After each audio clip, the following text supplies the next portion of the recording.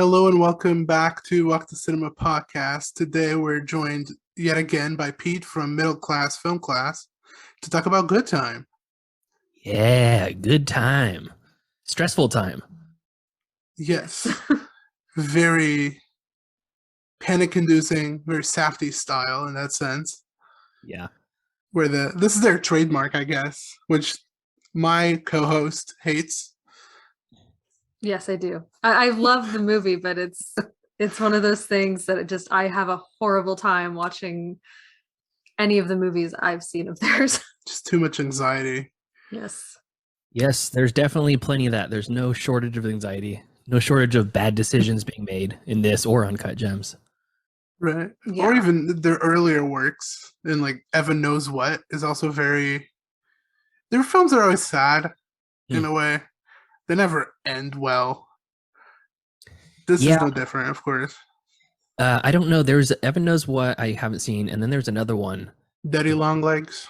No, not that one. It was one that the reason why Pattinson wanted to get on board with them.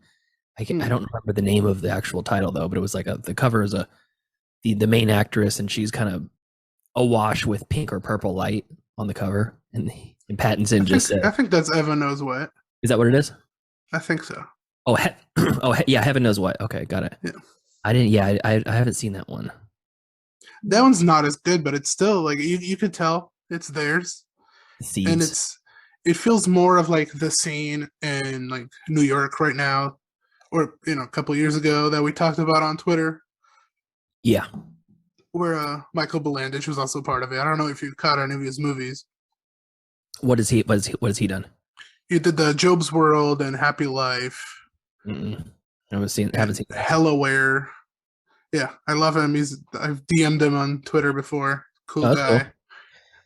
Yeah, since the last time I was on the show, I did watch Man Bites Dog. Yeah. And I have to schedule myself a second watch because I'm a glutton for punishment with movies like this. Like Good Time is my prototype, like Good Time, Hereditary, really like just hard to watch, like stressful emotional movies I really love. And it's okay if the quote unquote antagonist is really just kind of unlikable. I'm okay with that for the most part. But for whatever reason, the guy in Man Bites Dog, God, just got under my skin. I didn't want to spend 90 minutes with him. I was like, who is this guy? It's Benoit Poelvoord, which I grew up watching some of his movies in Europe because he did a lot of movies in France, a lot of franchise movies too.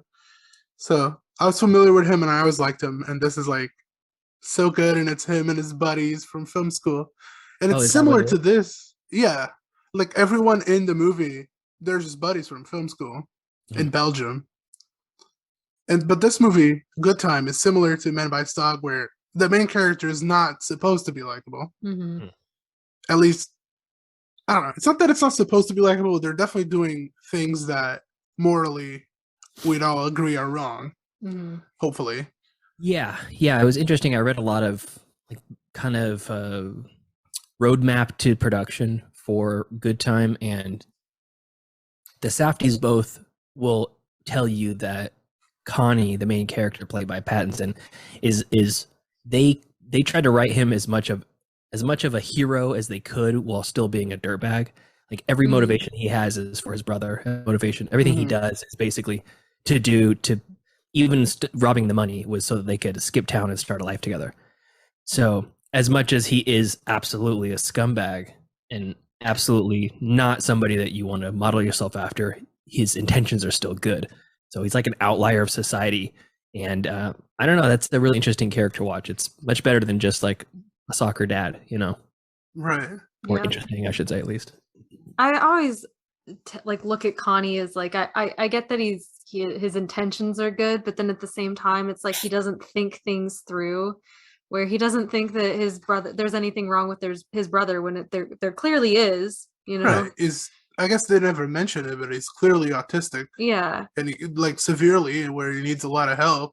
And he has anger issues that he also needs help with that he can't control. But he doesn't see that in his brother. No, and so he like makes really poor decisions that kind of make it seem like he doesn't actually care about his brother, in my opinion. Like, yeah, he does it under the lens of caring for his brother, but then the outcomes always seem to, I don't know, get his brother in trouble more than it gets him in trouble. It makes it worse rather than making it better at the end. Yeah, it's like you have a kid and you love your kid, you want the best for them. That's why you don't let him have 3 ice creams after dinner. Yeah. Mm-hmm. Because you don't want them to get diabetes, you don't want them to get obese. And that this Robert Pattinson would just give him all the ice creams because he loves them. That's true. Yeah, he's he definitely is not. I mean, there's probably 5 or 10 moments in the movie that you're like, why would you do that? Why are you doing that? Just no. And I had that. I was shouting at the screen the first time I saw this. The first one that I like immediately recalled to my head from the first time I watched it is when he kisses the young girl on the couch. Yes. He sees himself flashed on the news as a wanted man, and he just leans over and makes out with this 16-year-old. You're like, oh, Connie, God, I want to like you, but you're making it so hard. I know. That's the part that like always gets me too, like where you're kind of like, oh, he's trying his best, I guess. He's just going about it all wrong. And then we had like the discussion last night or the night before, whenever we watched this for this episode, about how like, oh, well, he didn't really want to kiss her, he was just doing it to distract her. Like but then the very next like, transition is they're like making out on the bed, and it's kind of like, well, at that point, like he could have stopped, right. There's no excuse.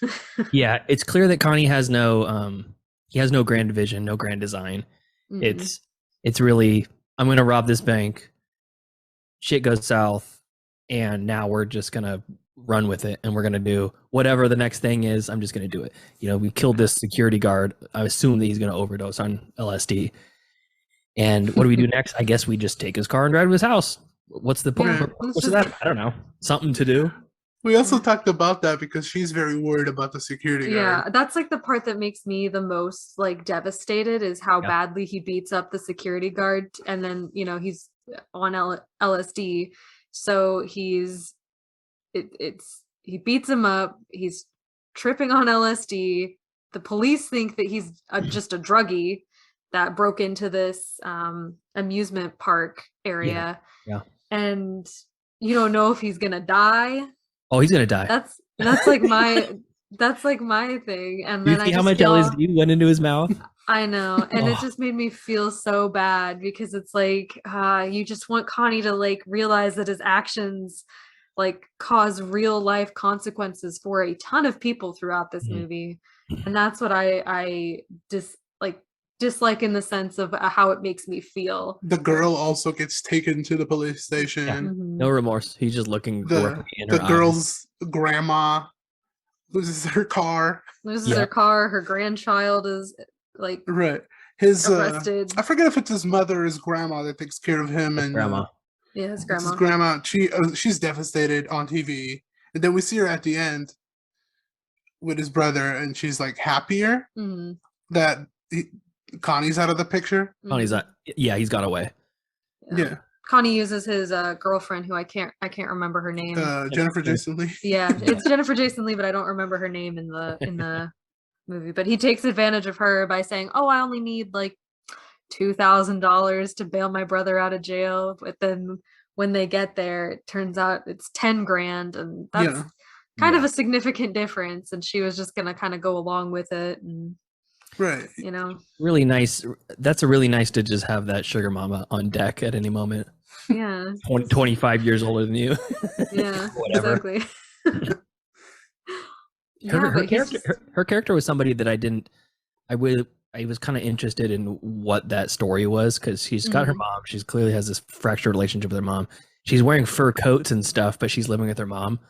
So I don't know if she's got her own money, the mom's just rich, or I'm not really sure. That was an interesting dichotomy. She doesn't seem to have her own money because she was going to use her mom's credit card for the bail money. So I think she is probably like a victim of just staying with your parents for too long and kind of just coasting on life. So she feels, justified because she's like, oh well, I'm going to use the money to help somebody. I'm not using it for something that's but she was also selfish. okay with using it to go on a vacation with him. Yeah. And I don't think she cared much about his brother either. I didn't get that feeling. No. So I don't know. She's as bad as him, I guess.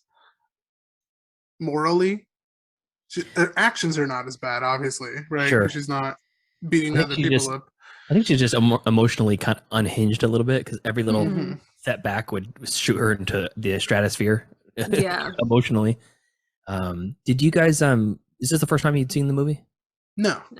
I've seen it 3-4 times. Yeah. This is my second. This is my second time. Yeah, me too. It's number 2 for me. The first time I didn't know anything about the Safdies. This is my first introduction to them. So I didn't know who Benny was. I didn't know that was Benny Safdie. Right.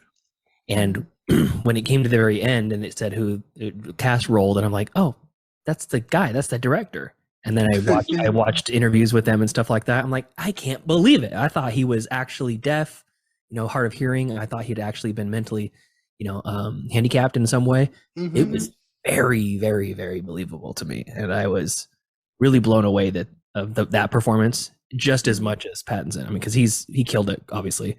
Yeah. But I feel like Benny was just as good. The emotional component was I was 100% sold on the emotional component of Nick at the very beginning, the introduction. I mean, just the single tear coming down his face as he's just being asked these very mundane questions, to the very end when he ends up in the group home or gets group therapy session, was so sweet, so tender.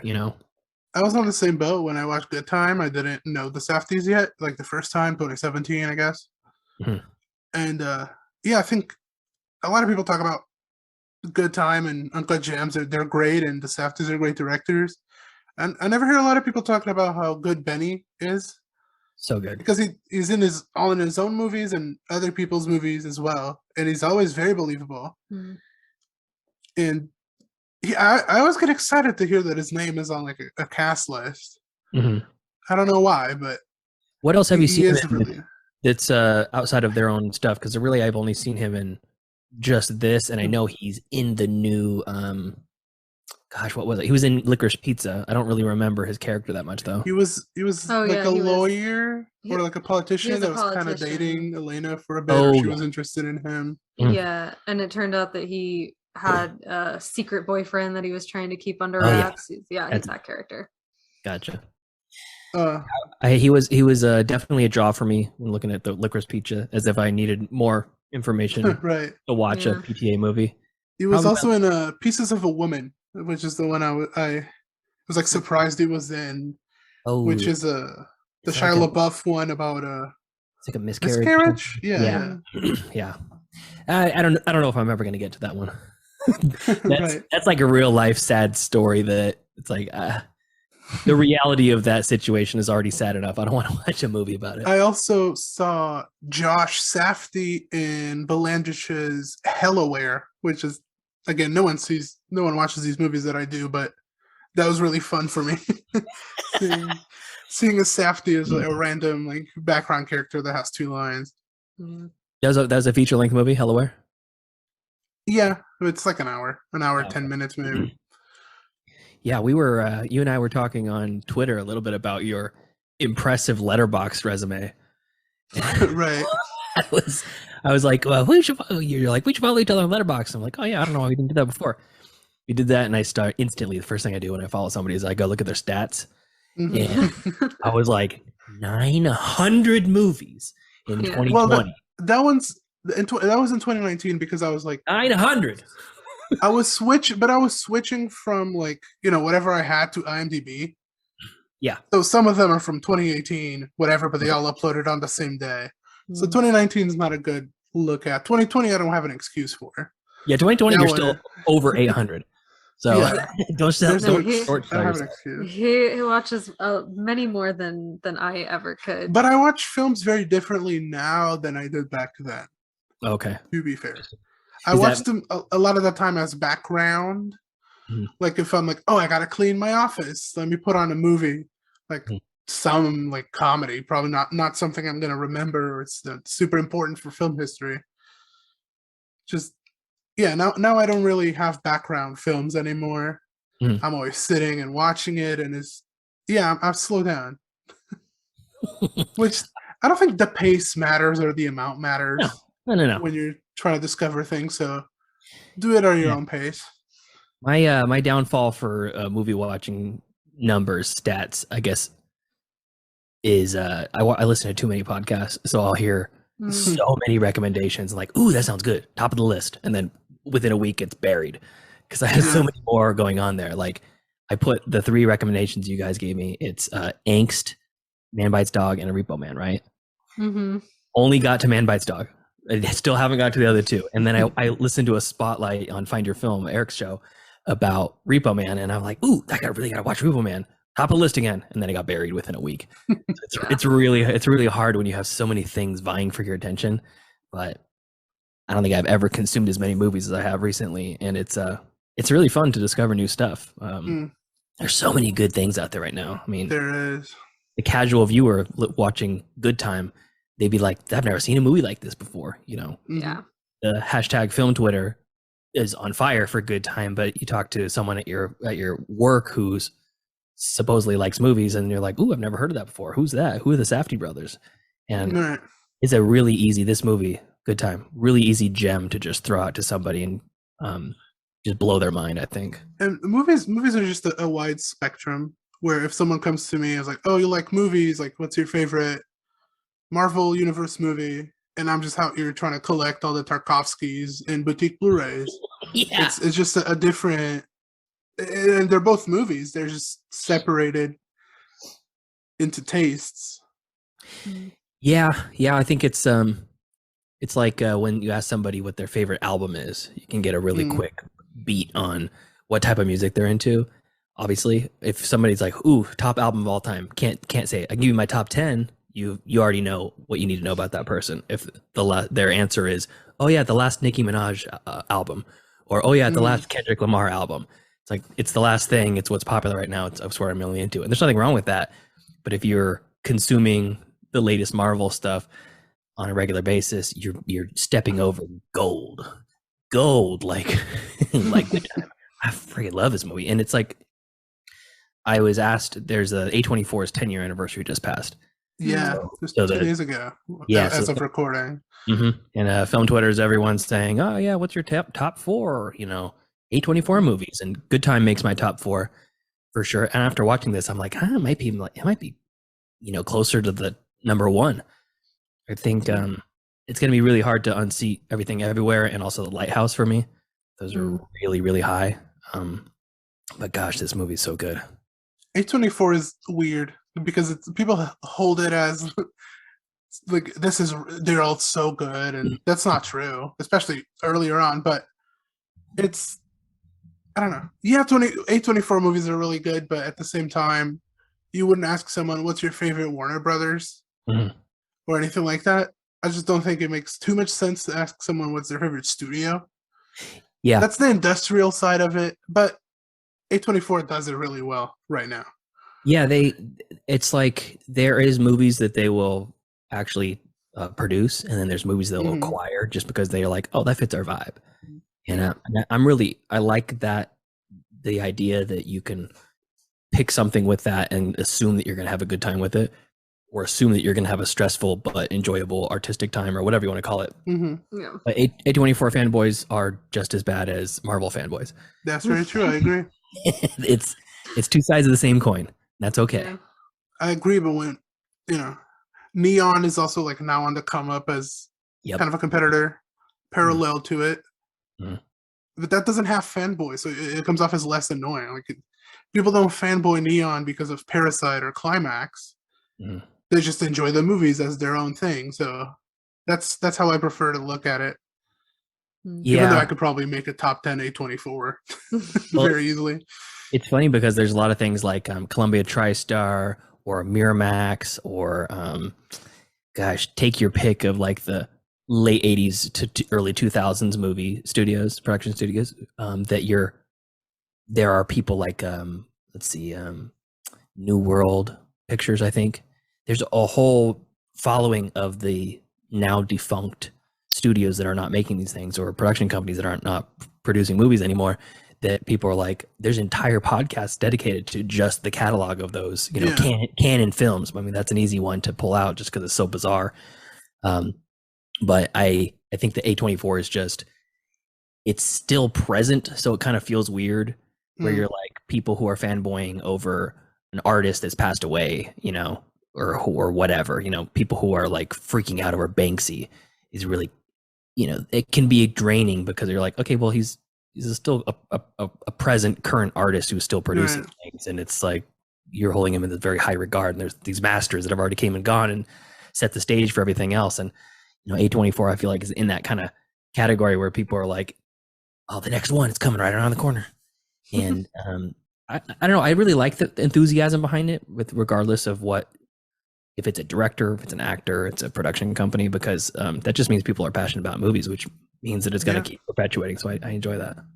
I mean, I could talk negatively about it, but yeah, when a movie's out and it has the A24 stamp in the corner, I'm more likely to go to the theaters and watch it. Yeah, I probably wouldn't have gone and watched Lamb if it wasn't an A24 movie, for example.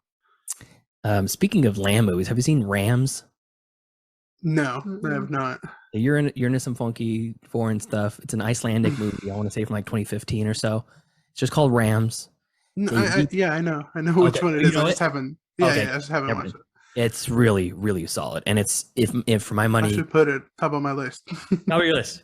It's probably, I enjoyed it like 2 or 3 times more than Lamb. Lamb was pretty good. It was fine, but I think Rams is if you want an equine movie. I don't know if the equine is a lamb or not. Yeah, I don't know. But back to Good Time. Yeah, a little bit of a rabbit trail. Yeah, but that's okay. It's good. I saw Uncut Gems before I saw Good Time. Mm-hmm. So that was my first ever Safdie experience, and it was very overwhelming for me. Right. When I watched it in the theater. I watched it by myself. I went to the movie theater by myself to watch Uncut Gems, and I just sat there for however long. Uncut Gems twice before it even came out in theaters because I had a screener. And if people don't know much about screeners, they're usually terrible quality.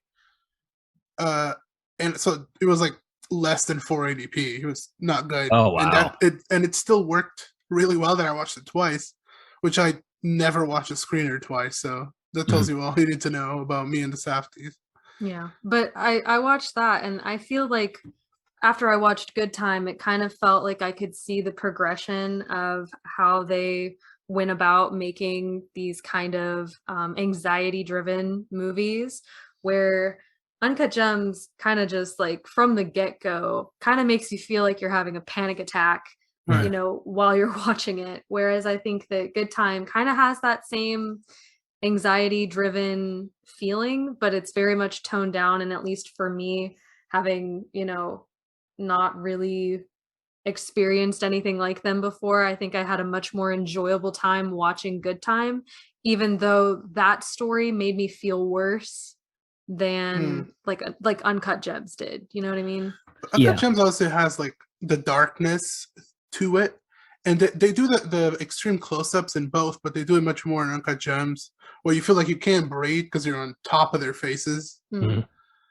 And also, you know, the synth music doesn't help because it's very like intrusive. It like hammers your brain. It goes so deep in there, but it sounds good at the same time, and it really enhances the mood.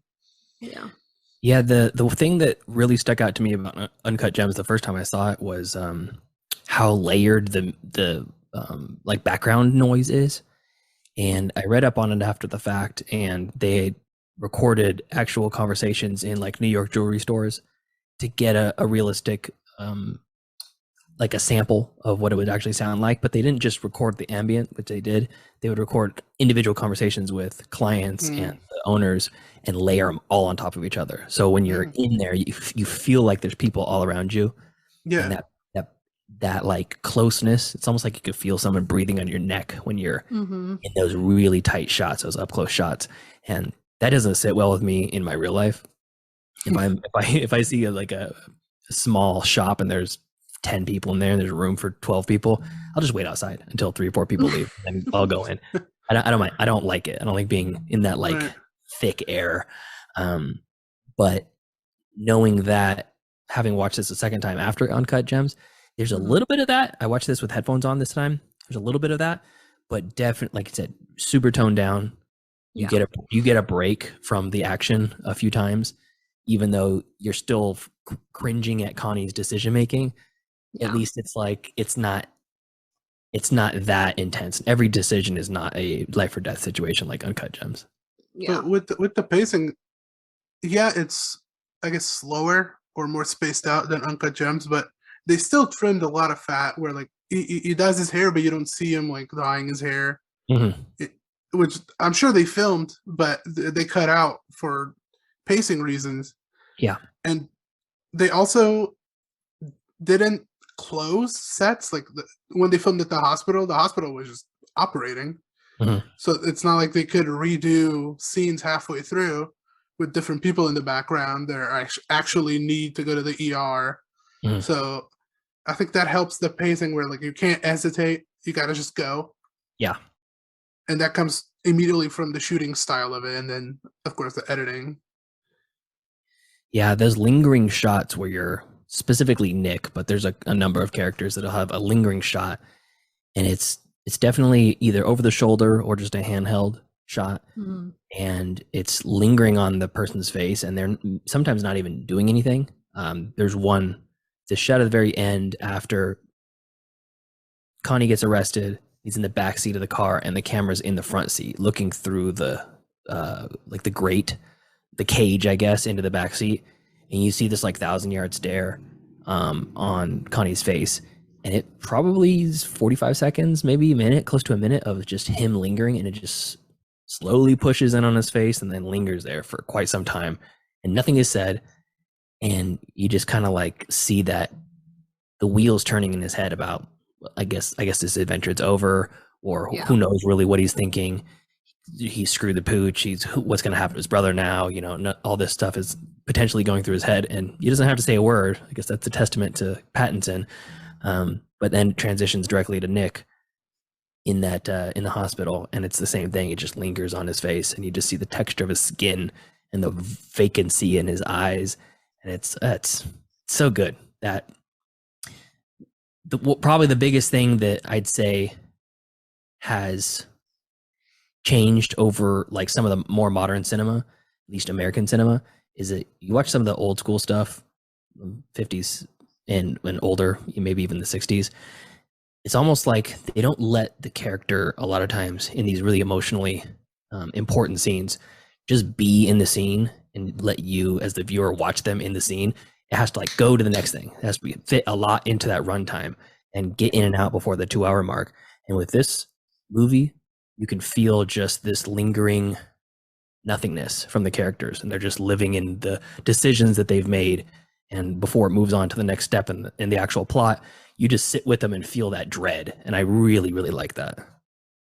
Yeah, it definitely lets you think about, all that's transpired in the last, however many minutes that you've been watching this. And I take the ending scene as like, hopefully he's kind of ready to take responsibility for all that he's caused. That's like the more optimistic side of it. The like more pessimistic side, I guess, is that he's just kind of thinking like, dang, I can't believe I've been caught, like, and he's just trying to formulate how he can get out of this eventually. Sure. But I kind of like to think that he's taking responsibility. Yeah, but you're an optimist. You also like to think that the way they found him is because the guy came off of his LSD coma. Yeah, that's my like happy thing, where because like I was always like, well, the police show up at the security guard's apartment. Yeah. And I'm like, well, maybe it's because the police found out that guy was, the security guard, and they had to go check out his apartment, and maybe he's alive. Maybe he told them stuff. I'm fairly certain the neighbors just called because they were yelling about drugs and money in the hallway. There's a dog attack in the hallway. Yeah. Yeah. pretty sure that would be it. But yeah, I you can know, be but hopeful. I still like to be hopeful that the I like the I just feel optimism. so bad. I just feel so bad for the security Because he guard. did nothing wrong. Yeah, he literally did nothing wrong. I feel bad for No, he the did. He did. woman. He hijacked that boat and with Tom Hanks as the captain. Right, Remember? that's true. Yes. That's how he got to the U.S. from Somalia. Yeah, he's the Mhm. captain now. I just feel so bad for everybody involved in Connie's little shenanigans, because like, people are so nice to him a lot of the times, like the woman who lets him into his home, That him was and his presumably his brother, which turns out not even to be his To be brother. fair, he also thinks it's his brother. Well, so. yeah, but yeah. he screwed up on that too. So He burns the old lady in the apartment. He burns the Yeah. granddaughter. He burns Jennifer Jason Leigh's character. Not so Mhm. much. He never ends up getting any money out of her, but definitely throws her into a Yeah. tizzy. throws Who her into else? a tizzy and kind of just He like even burns Buddy, which I don't. That's not his character name. That's the actor. But the guy that's supposed to be the brother. Yeah, he who's an actual ex-con, by the way. And a lot of this story was pulled directly from his like writings from when he was in prison, just Mhm. writing about his time. And the actor who played the therapist, the old man, he was a criminal defense attorney, and he represented him in a previous Oh, case. wow. Wow. That I didn't know actor, that. yeah, that actor actually got out of jail, I think, like 2 weeks before they started shooting, and then during the shooting, I think it was Josh Safdie got arrested for driving on a suspended license, and that guy represented him. good lord. Buddy was also in Heaven Knows What, and he also plays like a drug addict, like scumbag guy. Oh, okay. So I guess he got arrested between those two movies. I guess so. The bailing out of the Yeah. taxi cab scene was from his real life. He said that happened to him when he was on parole, and he's like, the guy just wouldn't stop down. He said, or slow down. He said, I was going to take you right to the precinct, and he's like, screw this, I'm bailing. Yeah, because I'm not sure if he got a script. I don't think so. I think he's one of the characters that got no script. Right. I know the main character's got a script, and Jennifer Jason Leigh got a script, but I don't know if many more people got the script. So they were improvising. It's crazy. Yeah, it really like. I think it's a testament to how the Safdies kind of operate, how they're able to pick people that fit so perfectly in the roles that they cast them in, and that can like bring they can like bring that out in them. Yeah, Right. It's kind of incredible to think about, because they also cast people in roles that kind of mirror their real life. Mhm. Like, I'm not saying that Julia Fox is a homewrecker, but she was a dominatrix, so it kind of fits into some of the scenes. Oh, there you go. She's like a muse or something. yeah. Uncut gems. Uncut gems. Can I ask if you guys interpreted that ending a certain way? Because in the hallway, when the therapist, the nice old man, is talking to Nick, he's walking him down the hall and he's saying, I'm really glad that Connie did what he did. He did the right thing. Do you think that Connie said that it was all his idea and he kind of forced Nick into it? That's what I always got out of it too. Okay, good. Yeah. They don't outright say it, and I'm thinking, I mean, that's got to be it, because he's not in Nick's not in prison. Now he's in this group therapy session thing. So I think you're right, Caitlin. I think that he's in the back of that car realizing I got to just take the fall, let my brother. I think like you said, he's always trying to make decisions that would benefit his brother, but they always backfire. So I think that this is him trying to realize that he just needs to, like, this is the best option for his brother. If he takes all the responsibility for what happened at the bank and then all the subsequent things that came after that, then his brother will be okay, at least, without him. Yeah, I mean, at that point, it's all he has left is take the blame. Yeah. Yeah, the really interesting thing I think about like the production of the movie and the way that the Safdies conduct themselves with their cast is that you don't see really much of the relationship between the brothers beforehand. You just are thrown into Connie pulling him out of that therapy session. And that's the first time you introduce to him. They have a whole backstory written where Connie has been in jail. He got out of jail 4 months prior, and he's on good time which is like he did okay in prison and was nice, and he was kept mind his P's and Q's, so they let him out a little early. He's on good time. Essentially, he's on parole, and this is how he spends his time doing it. And I want to say for about 3 or 4 months, I think, Robert Pattinson and Benny Safdie would write emails back to each other as if he was in prison, and they would send in character, and they would have this relationship. And Josh Safdie would tell Benny, "Don't respond for like 3 weeks. See what he does. See what his character does." And Connie, the character Connie, would just get angry, like, "I need you to write back to me, blah blah blah." And they built this relationship before they even filmed one scene together. So I don't know, the prep work leading up to it, you may not know that it's there, but you really feel the relationship is real on screen. Yeah, that's like a really neat thing that I didn't know about. Yeah, and that's, I think, what pulls like big names like Robert Pattinson and Adam Sandler to work with them, even though their body of work is not big. I mean, to be fair, they've done a lot, but people don't know about it. There's a lot of shorts, a lot of no budget movies, a lot of like things that people kind of dismiss, like the Twilight movies, or any of Adam Sandler's like comedy movies. They know they exist, but they don't really take any. I think the Saft is just so magnetic, though. Like, who wouldn't want to work with them? Oh, I would love it. They're not rough on you, like, what we hear about Hitchcock or, whatever, where they were kind of abusive. Oh, but they are like assertive. Kubrick. Yeah. Kubrick was known to be not great to work with sometimes. An abuser, an outright abuser. Sure. but they are assertive in a way that they get out of you what they need to get out of you and to make a great movie. And they haven't failed yet. At least with their, bigger productions, which there have been 2 so far. Yeah. No, you're but right. There's going to be so many more. Their personalities are very enthralling. Have you seen there's an awards show where they won best feature, best director, or some independent something, and they go on stage to do the acceptance speech together, and they both have separate speeches, and they give the speech at the same time. So fun. It's so great. Played straight. Fantastic. That was at the Independent Spirit Awards, I think. Was that what it was? Yeah, don't quote me on it, but I think that was it. Yeah. That's a great award show. No one takes it, like, no one that's there takes themselves seriously in the moment. So they make jokes about themselves and about others and about Hollywood in general. Nice. I like it. It's a fun award show. Where can you even see that? I don't know, but it's like a week before the Oscars normally. Okay. I feel like I don't know if it streams though.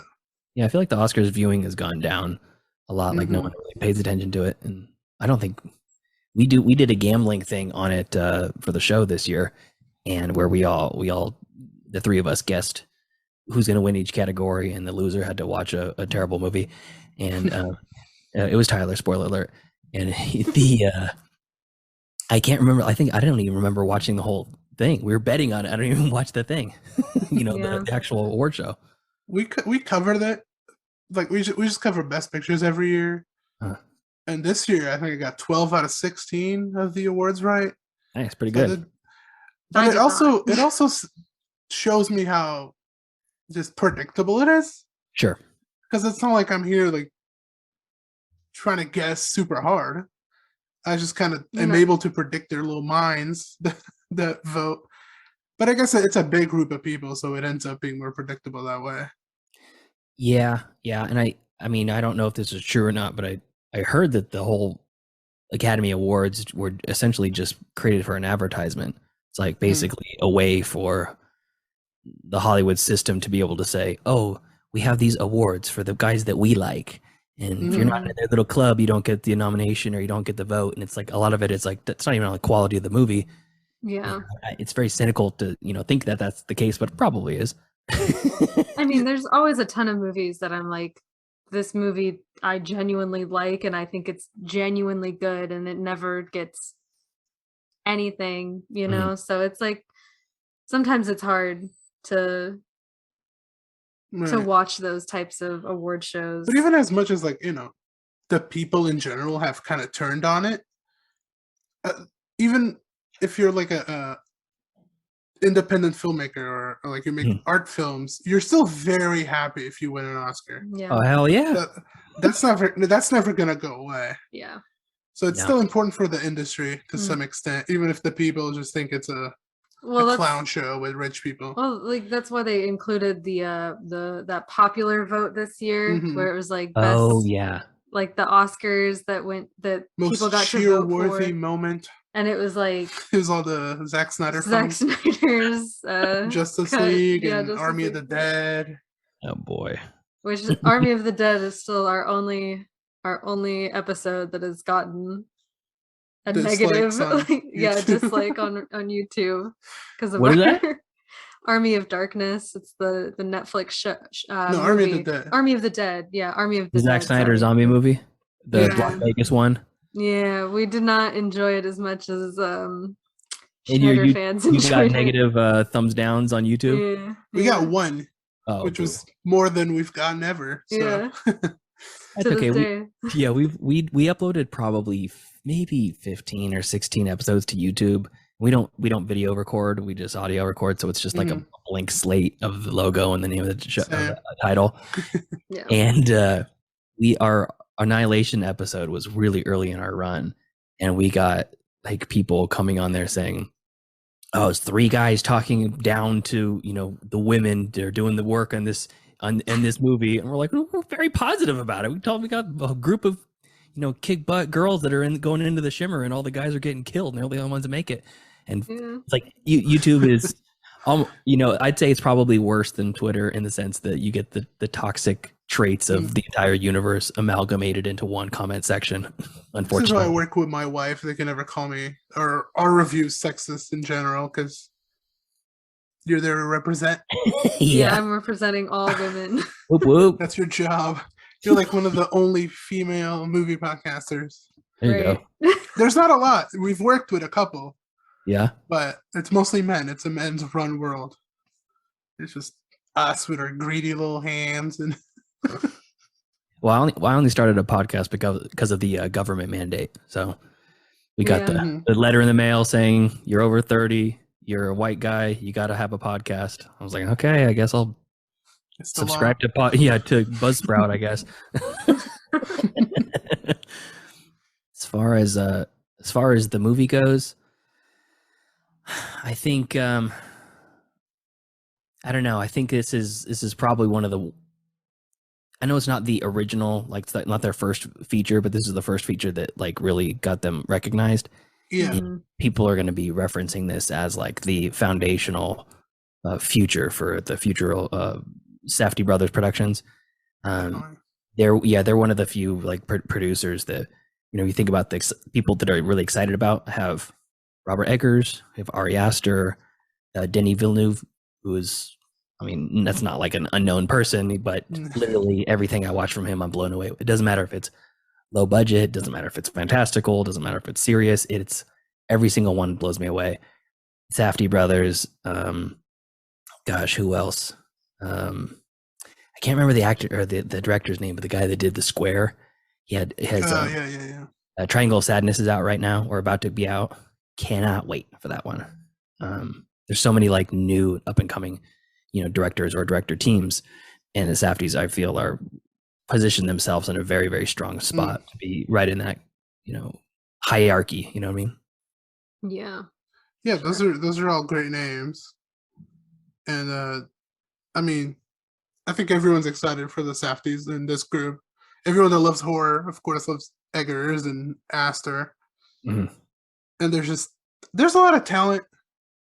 I'm edgy, so I really like Gaspar Noé from Climax, Into the Void, all that. So when he puts them out, that's always exciting. Do you see Pedro Almodovar is exciting. Oh yeah, he's good. Have you seen the Even new Bong Joon-ho, I think, is going to get a lot of hype now. Sorry. Yeah, for sure. You see the new Gaspar Noé one or the one about the old couple? Yeah, with Dario Argento in it. Vortex. Yeah, Vortex. There you go. No, I haven't seen it yet. Ooh, that's gonna be a tough one to watch. Too, I don't rush to films. I feel a lot of people like the movie comes out on streaming, they gotta watch the day of or at the weekend. I'm okay with sitting on stuff because I'm always working. on like my little like personal projects. Like I just watch all the Giuseppe De Santis films, which no one does. They're incredibly hard to find at points. But I love them so much, and like I just like these little projects that I do. So I rather take my time with those. Yeah, like the Hungarian shorts on Mubi. Yeah, sure. I watched a lot of Hungarian animated shorts from the company that did Son of the White Mare.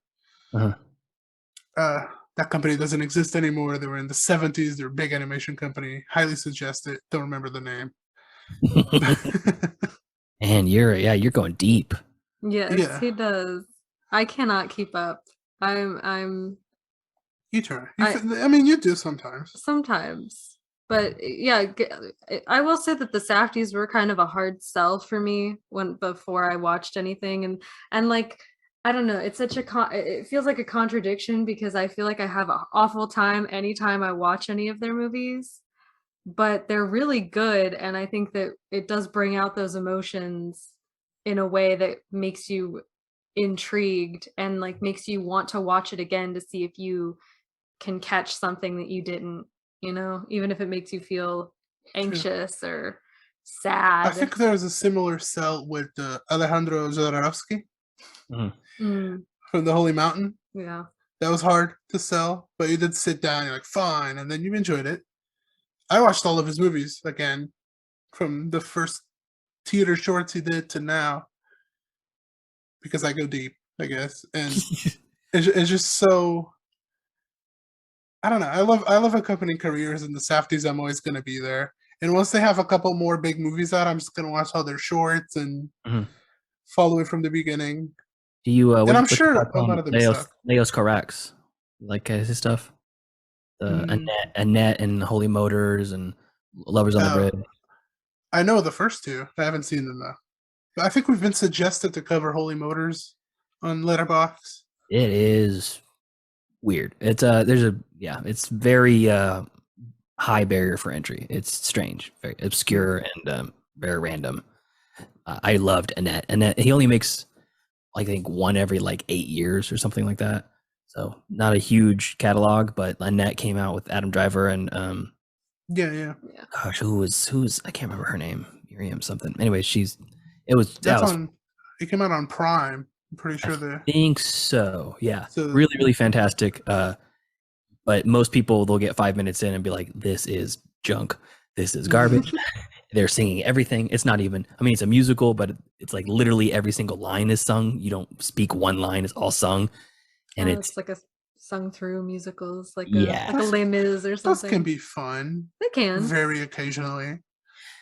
I liked it. Do it every day. Not everyone's going to dig that. A lot of people hated it with a passion. So he's one of those. If you go deep, try some Carax. But I think we're like deep enough that we kind of like don't relate to the regular quote unquote people.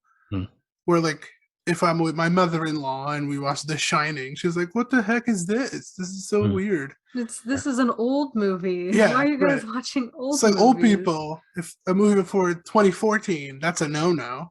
Not old people. I said old people. Look, I know of a lot of people like, "Oh, this is like from 2005. That's so old." In 2005, wow. That's ancient. That's sad. You know, to be honest though, I don't have a very big knowledge pre like 1980. I'm not. I once it goes past there, I'm not against it, but it's just it's not my wheelhouse. Yeah. I have this giant book called Cinema: The Whole Story that goes from the very first shorts to, I think it ends with Wonder Woman, which because it's like they went back and re-edited some parts and they needed to talk about superhero movies, obviously.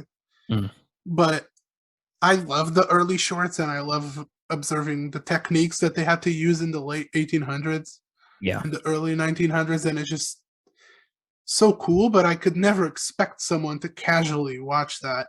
Sure. That's the line that sometimes is hard to draw for me, where The Shining to me is nothing like crazy. I mean, it's great, but it's not, hard to watch. But yeah, with certain family members, that's just not happening. Now you have to know who your audience is before you do something like that. I work at a body shop, and we have a movie recommendation board, and everybody knows there that I have a movie podcast. So I write it in the office, and it's like, this week's recommendation that's streaming for free somewhere, is whatever. And I did a couple deeper dives for a while, and people watched it and were like, "What did you have us watch? This is not good." Right. I got the beta test on there from Jim Cummings recently. It hit Hulu, and I was really excited about that. And I'm like, I love that movie. It's great. Go watch that. And everyone's like, this sucks. What is this? Would you just watch? Or I put The Fly on there one time, and I got a couple angry responses. And that's I mean, if you're into movies, about The Fly. That's like a very recognizable title. Yeah. People are like, oh, I've heard of that before. I was like, it is graphic. So go into it knowing that. I wouldn't suggest Cronenberg to anyone, even if they like movies. I just wouldn't risk it. It's too far. I don't know. The Fly is probably the most accessible, even though it is disgusting near the end. It's so accessible. Scanners is accessible too. I mean, I think I'll go with Scanners personally. If I wanted like an easier watch, I'd probably say like History of Violence, just because it doesn't have as much bizarreness in it. But I feel like The Fly is the story progression and the way it's written. It feels very Hollywood with a psychotic ending, But that's not Good Time. No, I want to come back to Good Time because you didn't give it a rating on Letterboxd. I'm assuming you're hiding it from us because now we follow each other. I generally won't. If I'm going to talk about a movie on a show, I generally won't rate it till afterwards. I'd probably say, gosh, I really can't say anything bad about it. 5 stars. Yeah, it's gonna go. It's going to go on my favorites list. My Letterboxd, my favorites are the last thing that I rated 5 stars. Same. So, oh, is it really? Yeah. Yeah, that's how he does it. What's gonna get kicked out? Let's see what's getting kicked out. Because how do you pick the top 4? I just rotate them. Psycho's getting kicked out. Sorry, Psycho. Oh, that's a big one. Yeah, that's a favorite for me too. I gave it. First time watching it this week. I gave it a 9 out of 10. Again, with like Uncut Gems, I watched Uncut Gems twice before it hit theaters, and then I watched it 2 more times. Mm-hmm. So I watched it like 4 times in the same year. Wow. And I still couldn't give it a 5 out of 5. Yeah. And I like it more. I think that's closer to a 5 out of 5. I think Good Time might be closer to like a 4 out of 5 or an 8 out of 10. So I'm gonna stick to 9 out of 10 for Good Time. I love it. Obviously. Nice. I gave it an 8 out of 10. I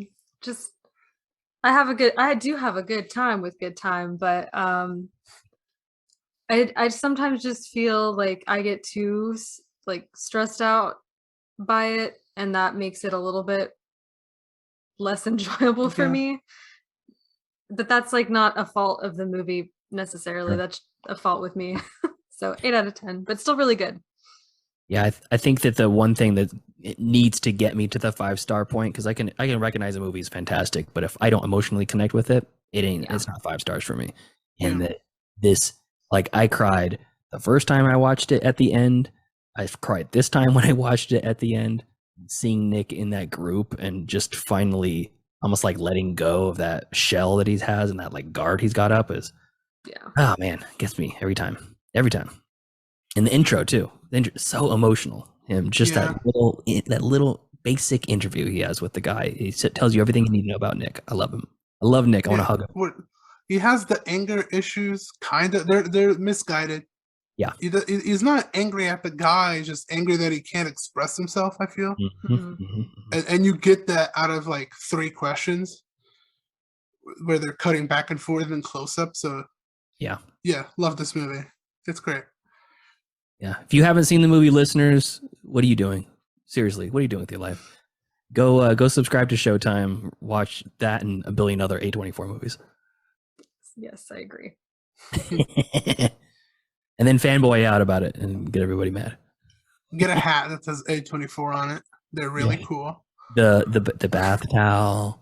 You get the socks. You get the candle. Get the magazines. Yeah. Scripts. Yeah. Their promotion is so weird because you can like sign up for early releases, but I don't think you get to watch the movies early. You just get discounts on swag. They had a really cool one for Uncut Gems. They had a basketball, which I wanted, but it sold out. It was like $30, so obviously it's sold out. It's like the new Supreme. The A24 basketball. The A24 brick. Yeah. Yeah. Comes luxury. And thank you for having me back on. I appreciate it. Yeah, this was great. We're going to talk about High Life, but then you said this is better, and I agree. So I was very happy you actually mentioned this. In my head, I was thinking I liked Pattinson's performance in High Life, but the movie itself didn't really work for me, and it was too weird for its own good. You know, there was stuff in there that it really kind of didn't go anywhere with that weird, I don't know, phone booth with the animals in it or something like that, like the sex booth. I haven't seen it. Oh yeah. Oh, God. No.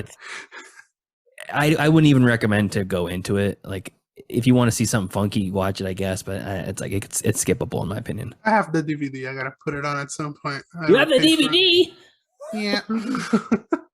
Okay, now you have to watch it. Yeah. That's usually actually I don't. I just buy it and put it on the shelf.